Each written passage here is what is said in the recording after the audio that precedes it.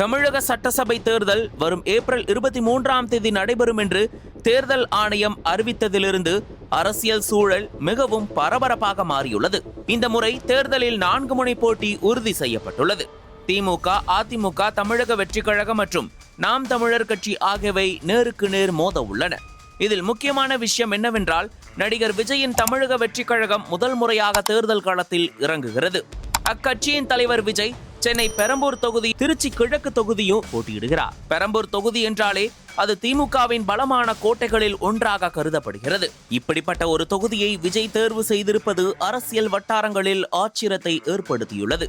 2024ஆம் ஆண்டு விஜய் தனது தமிழக வெற்றி கழகத்தை தொடங்கினார். இந்த கட்சி 2026 சட்டசபை தேர்தலில் முதல் முறையாக போட்டியிடுகிறது. முக்கியமாக இந்த கட்சி 234 தொகுதிகளிலும் தனித்து போட்டியிட முடிவு செய்துள்ளது.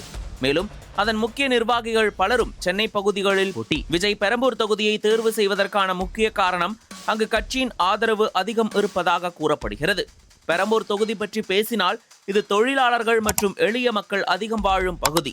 இதில் மூலக்கடை, கொடுங்கையூர், கண்ணதாசன் நகர், மகாகவி பாரதியார் நகர், வியாசர்பாடி, பார்வதி நகர் போன்ற பகுதிகள் அடங்கும். இந்த தொகுதியில் மொத்தம் 2,22,792 வாக்காளர்கள் உள்ளனர்.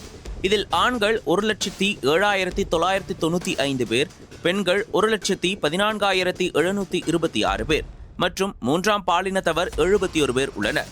1967க்கு பிறகு இந்த தொகுதியில் திமுக 9 முறை வெற்றி பெற்றுள்ளது.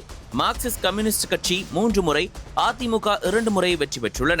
2021 தேர்தலில் திமுக வேட்பாளர் RD சேகர் 1,05,267 வாக்குகள் பெற்று வெற்றி பெற்றார்.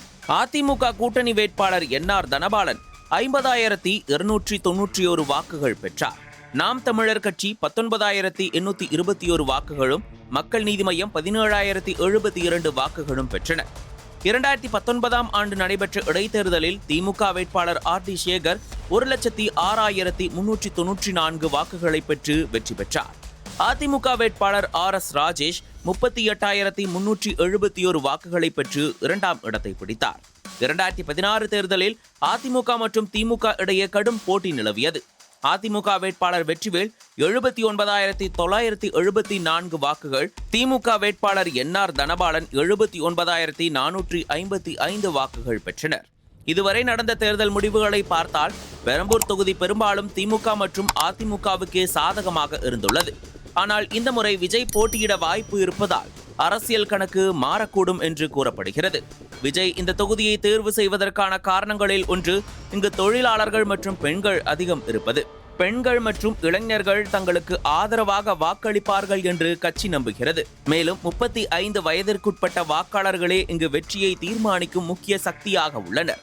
தாவேகா கட்சியின் அமைப்பு வலிமையும் பெரம்பூரில் அதிகம் உள்ளது. சுமார் 50,000 நிர்வாகிகள் உள்ளதாக கூறப்படுகிறது.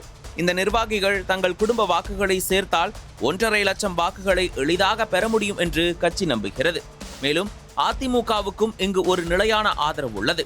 ஆனால் வாக்குகள் 3ஆக பிரியும் சூழலில் விஜய்க்கு சாதகமான வாய்ப்பு உருவாகலாம் என்று அரசியல் வட்டாரங்கள் கூறுகின்றன. இதே நேரத்தில் தற்போதைய MLA RD சேகர் கடந்த 30 ஆண்டுகளாக திமுகவில் செயல்பட்டு வருகிறார். அவர் மாணவர் அணி, இளைஞர் அணி, மாவட்ட செயலாளர் போன்ற பல பதவிகளில் இருந்துள்ளார். 2006 முதல் 2011 வரை சென்னை மாநகராட்சி கவுன்சிலராகவும் இருந்துள்ளார். 2019 மற்றும் 2021 சட்டமன்ற தேர்தல்களில் அவருக்கு வாய்ப்பு அளிக்கப்பட்டது. இப்போது திமுக சார்பில் RD சேகர் போட்டியிடுகிறார். விஜயின் நட்சத்திர சக்தி மற்றும் இளைஞர் ஆதரவு காரணமாக திமுக மற்றும் அதிமுக எந்த வியூகம் அமைக்கும் என்பதுதான் தற்போது அரசியல் உலகில் மிகப்பெரிய கேள்வியாக உள்ளது.